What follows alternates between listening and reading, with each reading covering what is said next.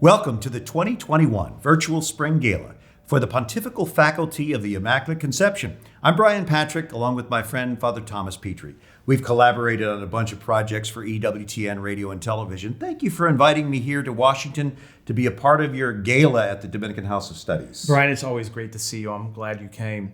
This year, the gala is very different. We've been having a spring gala for 11 years, and every year it's been an event. People coming into the priory, into the cloister, the brothers cooking food, providing musical entertainment. It's a great evening of fellowship and friendship with live auctions and a lot of fun.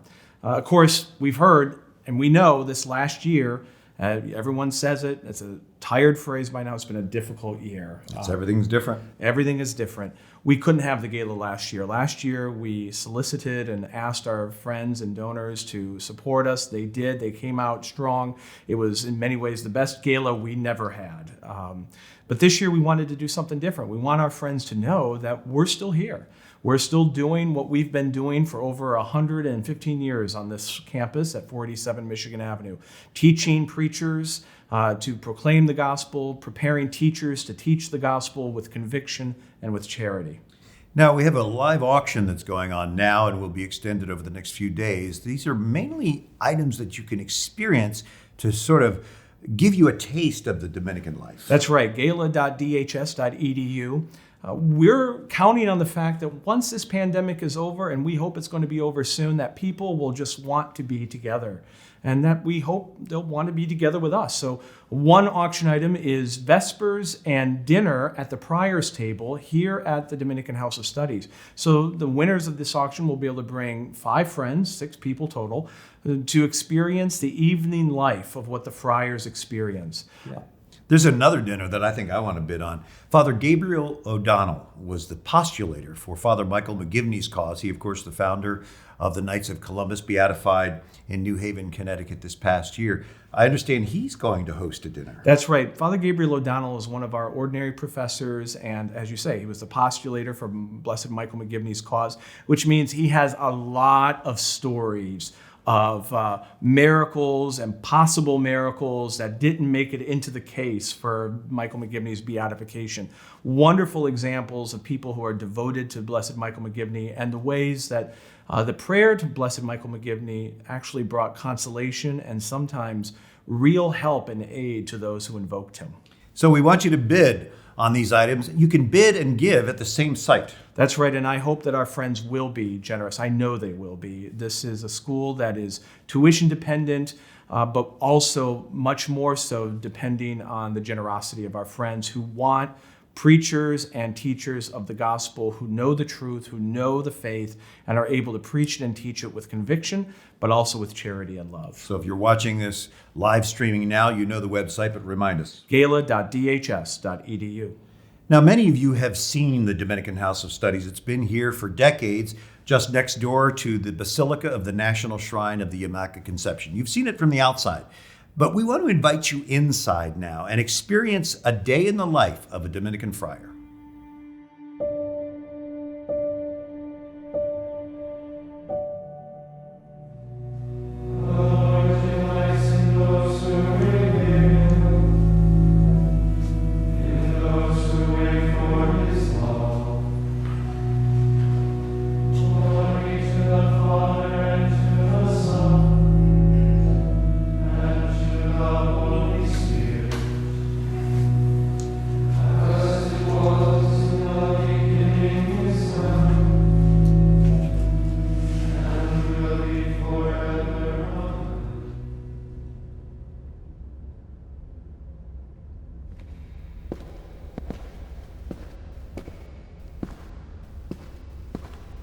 From a young age, I was attracted to serving the church in some ways. I didn't know what that would look like, but in middle school, I'd say it's when I first thought about being a priest.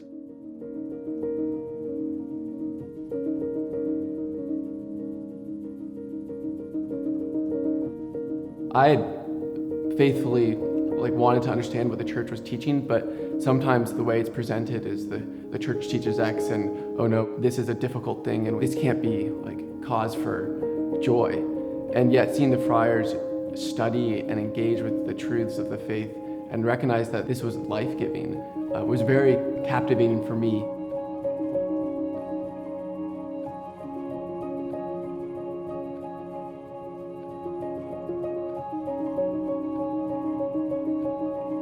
But yeah, I think God has helped me grow with a love for serving his people in ministry, because I recognize that I've been given here in my studies the pursuit of truth, the sharing of that truth through preaching, the contemplation of that truth through prayer, and the living of that truth in fraternity. So those are the four main hallmarks of the Dominican life, and wherever you are and wherever you see Dominican life, those will be there.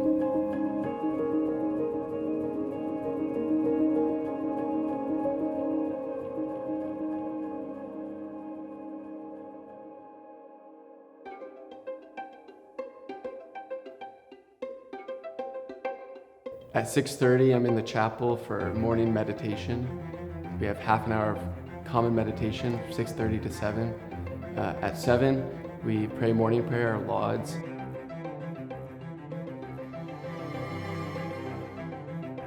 As soon as that ends, we go into Mass, and that ends around 8. So the first 2 hours I'm awake, an hour and a half of that are in the chapel and prayer.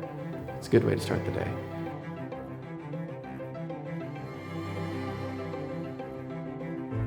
Then at 8, breakfast, with then time for some study, but mostly classes in the morning.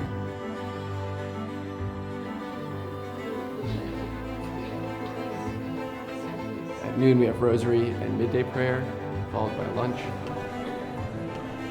And then in the afternoon, again, there might be more classes, time for more study,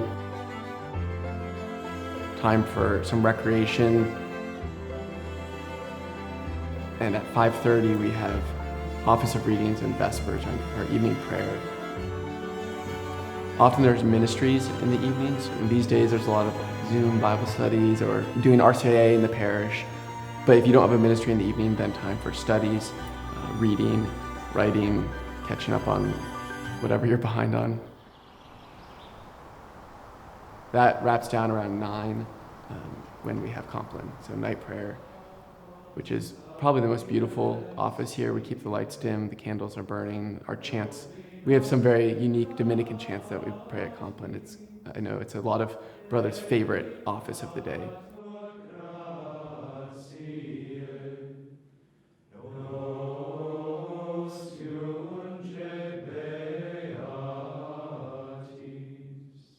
After compline, things are usually pretty quiet. Some people will go down and just chat in the recreation room for a little while just to kind of chill after a busy day. Others will go to their rooms and go to bed pretty quickly.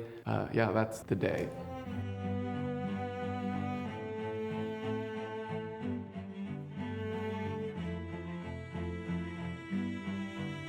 Yeah, when I think about being part of a tradition that's 800 years old, that served the church in so many ways, I feel quite unworthy. But one of the things that we say when we make our vows is we ask for God's mercy and yours being the brethren. Relying on that mercy, relying on God's mercy gives me a great confidence in this vocation, because I trust that He will give us mercy to live this high calling, to live it well, and to bring to completion the work He has begun in my vocation.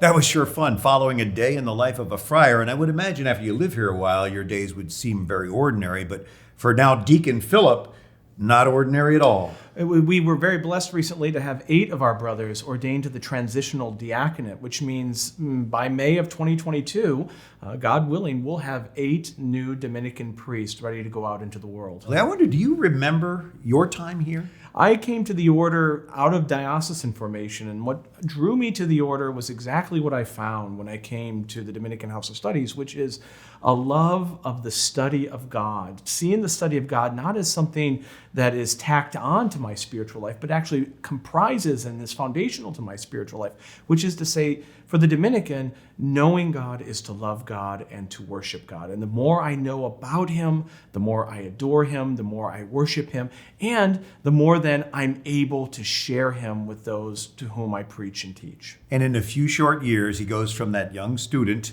to the acting president of the Pontifical faculty. That was a pretty big jump. You're a young priest, and I've noticed there are a lot of young priests. Well, this is something that has been happening to the province of St. Joseph, which is the Dominican province of the Dominican House of Studies. Since about 2000, 2002, we've been getting a lot of young vocations, and we didn't plan on that. We didn't strategize for that. The Lord in his providence just did it. And so we have a lot of young guys who are ready to take the bull by the horns, so to speak, and to preach the gospel. I would say also, in our school, not only do we have young student brothers, we have young students, period, young religious sisters, young lay men and lay women who are coming to us right out of college because they want a master's degree in theology so that they can teach, so that they can work for the church and be convicted in the truth of the gospel and be able to proclaim that truth in a coherent and robust way to the faithful who really want, I think we believe, really want a robust teaching of the faith. We're going to meet some of those students and an alum in just a few minutes. We're going to have a little panel discussion. But first, remind us of the live auction. Gala.dhs.edu. You can bid on a lot of great things, including a lot of experiences. We're banking on the fact that after this pandemic is over, people will want to do nothing more than to get together, and we hope they'll want to get together with us. So, vespers and dinner at the Priory and sitting at the Prior's table, something we never do, bring people in such a large group to share our interior life. Dinner with Father Gabriel O'Donnell, the postulator of the cause, of Blessed Michael McGivney. But also another one is 2 nights in Nashville, Tennessee with me and with the Nashville Dominican Sisters. And if you haven't met the Nashville Dominican Sisters, you're just not living life right. I know how much you like going. Oh, they're wonderful. They're just classic Southern belles who just love to be hospitable. And I can't urge you enough to be generous with the Pontifical faculty of the Immaculate Conception here at the Dominican House of Studies. In our world where relativism and secularism has really eroded society so much, we need leaders who speak and preach and live the truth, and those leaders are being formed here. So please be extra generous. One of the things I love about the Dominicans is music, the liturgies especially, with chant and beautiful harmonies. I've often had people ask me whether or not it's a requirement for admission to the Dominican order that you have to be able to sing. It's not, but it should seem that way. It certainly helps because for us, the chant, the music brings us in harmony with each other so that together we can adore and worship God. And so when you come to our Vespers or to our Mass, what you're going to hear is young men who are chanting together the psalms and the prayers of the church. And a group of these young men have taken this love of music to a whole new level. The Hillbilly Thomists, we're very proud of them. I mean, everyone is starting to hear about them. Started with just 2 several years ago who just were plucking on a banjo and a mandolin. And as years went by and new men came into the order, into the school, who were able to play other instruments, they formed this band, the Hillbilly Thomists, and just put out their second album. Their first album went to number 3 on the Bluegrass Billboard chart, amazing, second only to Steve Martin and Alison Krauss. That's a pretty good company. And this is some good music, the Hillbilly Thomist.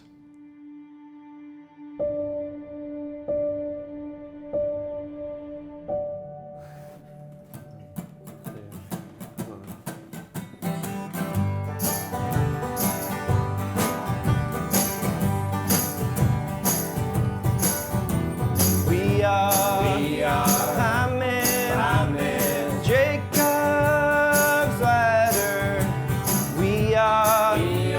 climbing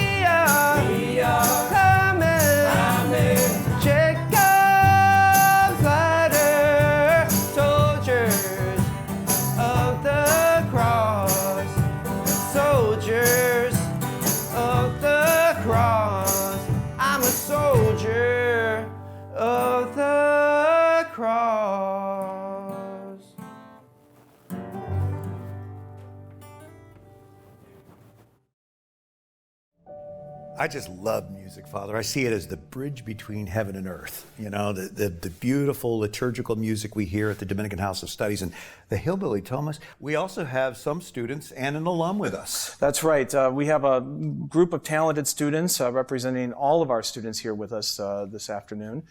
Sister Mari Stella is our alum. Sister Mari Stella is a Dominican sister of St. Cecilia from Nashville, earned an MA in theology a few years ago, but one of our great students. Thank you, Father. It's great to be here. Brother Reginald Hofer is a Master of Divinity student. He's also in the Baccalaureate of Sacred Theology program. He is a deacon and is going to be ordained, God willing, in May of this year. So thanks for joining us, Brother Reginald. And we have Molly Egglesrud, who is in our MA in Theology program, as well as in our STB, the Baccalaureate in Sacred Theology, joining us. Thanks for being here, Molly. Thank you. And we have John Potts from the St. John Society, who is in the Master of Divinity and the STB program, pursuing ordination to the priesthood. And I believe soon, God willing, to be ordained a deacon, right? That's right. Thanks for being here. Thank you. You know, I think, of course, I'm biased on this, but I think that there's something really special about the Dominican House of Studies. I came here and got my licentiate in sacred theology as a Dominican student brother, was ordained from here. I see all of our young, wonderful students. I think we have something special here, but as I say, I'm biased. Sister, you're now an alum teaching out in Phoenix, Arizona, I understand. What do you think is unique about studying here? What was unique about your time? That's a great question, Father. I think what struck me the most as unique about this institution is the fact that it is housed within a religious community. You know, we have the friars right here who are living and praying and breathing the faith. And it seeps over, I believe, into the academic building, especially because a number of the faculty are the brethren. And I was struck many days in class by the reality that the friars, as well as the lay professors, excellent lay professors as well, but the friars were, in the true Dominican fashion, really imbibing what they were teaching through their prayer and their contemplation. And so what they were giving us wasn't just academic rattling this, that, and the other thing, but an experience, having contemplated it, and then they were sharing it with us, sharing with us the fruits of their contemplation. Brother Reginald, you share the community as a friar, but also part of the student body. So you have both of those aspects that Sister talked about. Yeah, and it was funny. I witnessed the same thing that Sister's talking about. I was an undergraduate at Catholic U just across the street. And I sort of kind of knew that I wanted to be a seminarian, and study for the priesthood, but I didn't know the Dominicans at the time. And I would come over for Mass here and get to know some of the brothers. And you could just sort of you could sort of taste the wisdom that they were, contemplating and that they would speak. And I really think it comes from the way that our whole course of academic study is one whole. It's the Catholic faith through the lens of St. Thomas Aquinas and his theological thought and system. And as far as it's unparalleled in the English-speaking world. As far as I know, it really is. It's such a blessing to be able to benefit from that and to be able to savor the wisdom that he gives through our brothers. Molly, I know you've been here for a couple of years. You were about to wrap up the MA in theology and then decided to enroll in the STB, the Baccalaureate in Sacred Theology, which will prolong your studies. So I only assume this means you enjoy being here with the friars. I think a couple days ago we were in my office speaking, and I think you used the phrase life-changing. It's been life-changing for you to study with us. I wonder if you'd be willing to share a little bit of that. Yeah, so I'd gone to Catholic schools for probably about 18 years before coming to Dominican House to study. I feel like it's only here that I really learned the truth about the Catholic faith in a way that's not just like, oh, here's some interesting thoughts, here's some things you may want to believe, but like Sister was saying, everyone here, they're teaching what they teach because they believe it's the truth, and it's the truth that'll save souls. So even though I'm obviously not, going to be, I'm not in the MDiv going to be ordained or anything, but there's always the sense with the Dominicans that the truth should be preached and told to other people because it's for the salvation of souls. So it just has a totally different tenor than any other kind of Catholic education I've had. And we need that in the laity as well. Absolutely, which is why here we have, I want to say we have about over 105, 110 students registered here at the Pontifical faculty. Maybe about 90 are in class at any given time. And I would say 2/3 of those are preparing for ordination to the priesthood, but 1/3 are religious who will not be ordained, and lay men and women who simply want to study the Thomistic tradition of theology. John, how do you see your time here and the experience at this facility leading to your vocation as a priest? Yes, so for me it was a quite unique experience in the sense that I came from Argentina and I was studying philosophy in a Dominican house, but I hadn't had so much contact with Thomistic synthesis as it is present in this house. So the fact of going through almost the whole of the Summa Theologiae of St. Thomas Aquinas and realizing that even though you have different professors, different teachers throughout the years, they all have a similar synthesis. It really is a different experience. I'm glad you mentioned that Thomistic synthesis and that you're reading the Summa Theologiae, which is, of course, St. Thomas's basic textbook, right, which he wrote for beginners, which people find often difficult to believe. One of the mottos of the Dominican order is to contemplate the gospel and to pass on the fruits of our contemplation. And I would like to think that the school is training everybody, Dominicans and everybody, to be able to do that. How are you now passing on what you're learning in class? Like, how does that happen in your life right now? Well, I am a missionary. That is my vocation. I belong to a missionary community, a society of apostolic life. So my main goal when I approach theology is how do I make this relevant for people who are far away from the church in this moment. So that's the lens through which I always saw theology. So it has been very important for me to realize that this is a coherent synthesis, that this is the truth, as Molly was saying, and it is a convincing truth. And it all makes sense. It all fits together. Sister, you're teaching grade school, right? High school. at this point. They might act like grade school sometimes.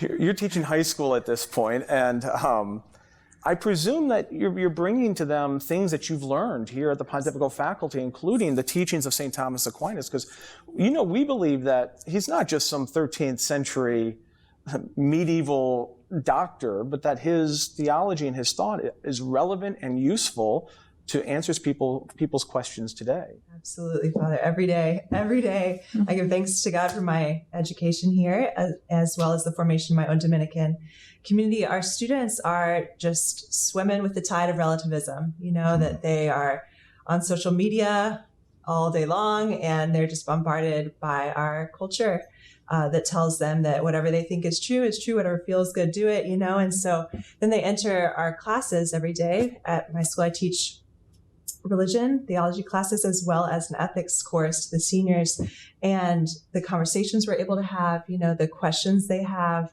and they know, because I'm willing to take any question that they come up with. I might not know the answer right away. I know a lot from my formation, but even if I don't know the answer, I think something about this program too has given me the confidence to say, that's an excellent question. Let me get back to you. Because part of the formation here is not just to have all the answers, but to know where to find them, to know how to study, just to be lovers of truth, pursuers of it, and to not give up when you can't find it easily. And just imagine some of the conversations maybe that these students of yours are having at their own dinner tables with their parents who may need some of this knowledge and this guidance and this spirituality. And they ask for it at conferences. They'll say, "Sister, when can I learn what my children are learning?"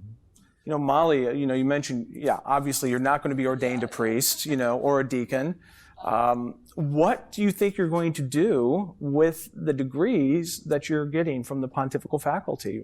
Yeah, so my hope is to go on and teach theology at the university level. So hopefully I'll continue on studying St. Thomas. And then I especially hope to be able to share with young adults some of this more intellectually rigorous and doctrinal nature of St. Thomas, because I didn't get into theology until much later in life. Much later, like my mid-20s, because all the theology I had was it just seemed very kind of weak sauce. And it didn't, I didn't think like, oh, I want to spend all my time studying this, especially a lot of it ends up just turning into a sort of sociology of like, what do Catholics do? And that never seemed like something worth devoting my life to. But actually, the way I found this place was because of the preaching of nice deacons who went to this faculty, and then they were at my parish. And I was just really impressed by their ability to articulate the truth and their ability to just make it relevant to a lot of different groups within my community. So. Well, you all have an enthusiasm for this pontifical faculty of the Immaculate Conception here at the Dominican House of Studies. And I wonder how you might convince someone that you may know that is interested in this, based on your experience, that this would be a good move for them. Well, I would start with the fact that the Church has always recommended following St. Thomas Aquinas as the main teacher when approaching both philosophy and theology. So if you want a place where you are going to be guided by St. Thomas Aquinas, I'm sure this is the place, because I haven't seen any other place where you actually enter sort of in the mind of St. Thomas Aquinas, and you go through his main work, through the Summa Theologiae, and you reach a coherent synthesis. So I think many people, if they knew what theology means, they should look for that. And this place offers precisely that. If maybe I would think about speaking to a lay person, because that's who I usually talk with. I think the Pontifical faculty is really unique because it gives you a more solid background in a lot of different aspects of theology, because it respects the unity of the Sacra Doctrina of St. Thomas. So I think, unfortunately, a lot of lay people enter very specific theological programs, and then they don't have a broader understanding. And then just in addition, it's a great, close, warm community. So I know pretty much everyone by name and face. So I think that just really helps with learning, where you feel like, you're known and supported. So. I'm convinced. If I were 50 years younger, I'd be jumping right in. It's never too late, Brian. Never too late. Yeah, Sister Maristella and Brother Reginald, Molly, John, thank you for joining us and for the sharing your experience, your enthusiasm. It really is an impressive faculty here, Father, and I know that you now as the acting president, the leader of this faculty, really do rely on the Holy Spirit for what is being transmitted. Well, I think you just see a glimpse into the goodness and the blessings that God has given us on this school with the students that we have. As I see it, the fire is here at 487 Michigan Avenue in Washington, D.C. And from here, the flames go out. And these are some of our flames, and they're going to light the world. Yeah, both Father and I have some roots in Kentucky, so we want to go back to some more bluegrass with the Hillbilly Thomas.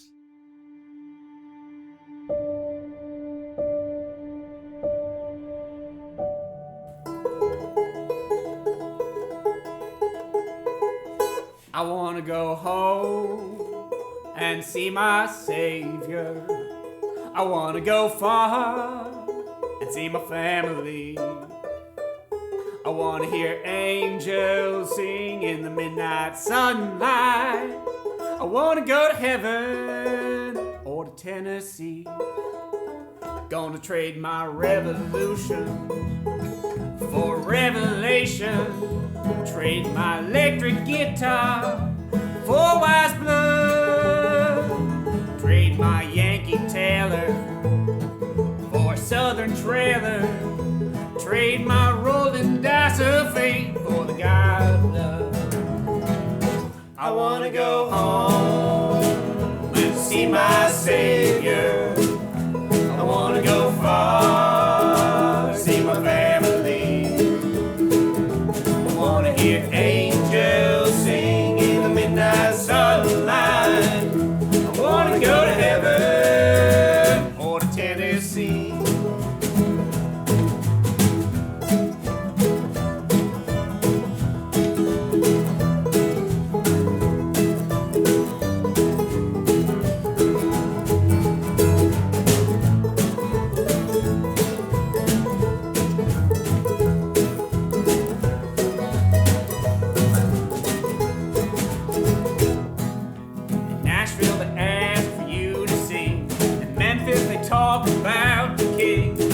So they glorify the Lord. And Dixon's grandma just gets bored. In Kingsport, everybody stays for free. In Gatlinburg, you pay the fee. In Johnson City, everybody just thinks. In Chattanooga, everybody just drinks. Go home, see my Savior. I wanna go far, see my family. I wanna hear angels sing in the midnight sunlight. I wanna go to heaven or to Tennessee. Oh, now, Bobby.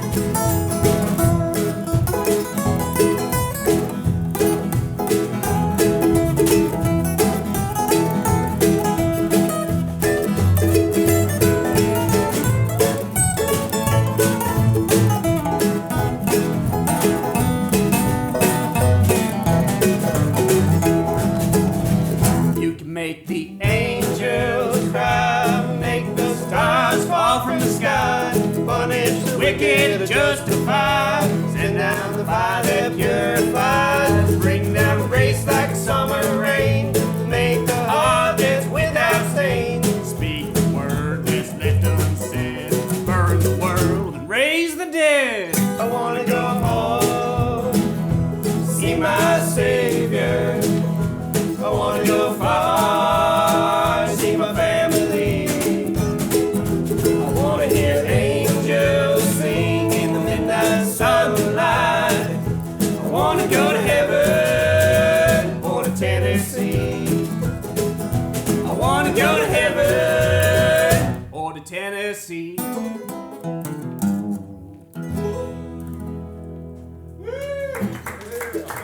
All right.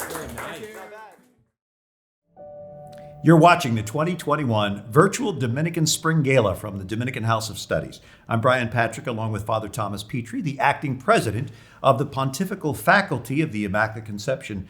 Father, for people who aren't aware, what makes this a pontifical faculty? There's only 7 pontifical faculties in the United States, and what makes us pontifical is a special relationship we have with the Holy Father and with the Holy See, with the Vatican, which allows us to grant degrees that are monitored and some oversight from the Holy See to be sure that they're faithful and that they're orthodox. Things like a license in sacred theology, which licenses a person to teach at a Catholic seminary or in a Catholic higher education institution. But in addition to those degrees, we also offer the typical secular degrees like a Master of Arts in Theology or a Master of Arts in Thomistic Studies or a Master of Divinity. But the pontifical faculty is what separates us from being just a regular school of theology. Father Petrie is one of my dear friends, and one of the things we have in common is Kentucky. We both have lived there, and for a boy growing up in Madisonville, Kentucky, this is pretty heady stuff. I wonder what your family thought of all this. Well, both my parents have gone to God, and my mother was not entirely supportive of my vocation early on, and I think it's because she had a lot of memories of raising me. And I don't think that entirely lined up with her idea of what a priest ought to be. But she became more supportive by God's grace. And when I told her I was becoming a Dominican, she expressed a sigh of relief because she herself had a devotion to St. Thomas Aquinas. And so she knew St. Thomas and she knew me. And for the rest of her life, considered St. Thomas my personal patron and was very much believed that I was in fact called to be a Dominican and that her son was in fact cut out to be a Dominican. Well, that would make any mother proud. And as we begin to wrap up our virtual spring gala, we want to share a heartwarming story of what it's like to have a Dominican in the family.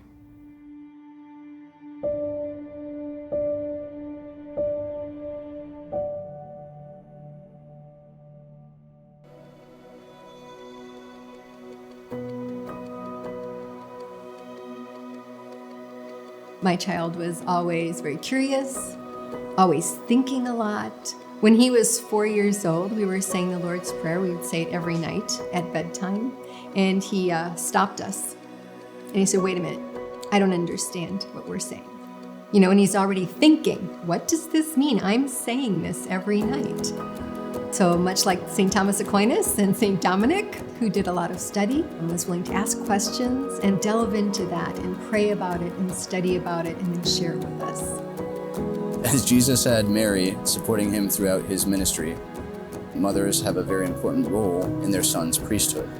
When somebody asks, did you ever think that your child is going to be a Dominican priest? The answer is no, because he did not grow up in a Catholic family and neither did I. So that was not even in the realm of possibility.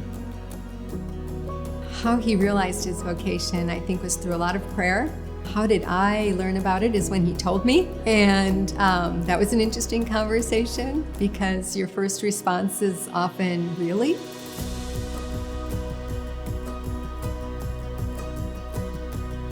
I think as any parent, you feel concerned when your child is going to make a major change in their life. Right? And this is a major change that is happening as far as way of life. It doesn't change who they are. They're still our sons, and we are wanting to encourage them following God. So if that's first and foremost, I'm not going to argue with God about whether or not my child is being called to something. Hi there. That's my son. Oh, there you go. What was I thinking? During that time, I was starting to go to Mass with him and actually learn more about the Catholic Church. And I said, I'm ready to enter the church. And this is after several years of RCIA and being at the parish and really deciding that this is really the truth and where I wanted to be worshiping. And not only was my son able to be there, but I was surrounded with other Dominicans, as some of his brothers and some of the fathers from here at the House of Studies also came on the day that I entered the church to surround me with prayer and love. So I feel very blessed by the Dominican order on a personal level. All right, love you, Mama. I love you too, honey. Bye. That works. Yay. Well, what a blessing for a mother to see her son grow up to be a priest in the order of preachers. I love the Dominicans, Father. You're such a gift to our world, to our society, and I know that our viewers are very much excited about supporting this gala. Remind us of the live auction and other ways that we can really be generous here in support of the Dominicans. Yeah, go to our website, gala.dhs.edu, bid on some of the auction items. You can also give at that website. You know, what you've seen during this show is priceless. What we're doing here, you can't put a price tag on, and in fact, we can't afford to be doing.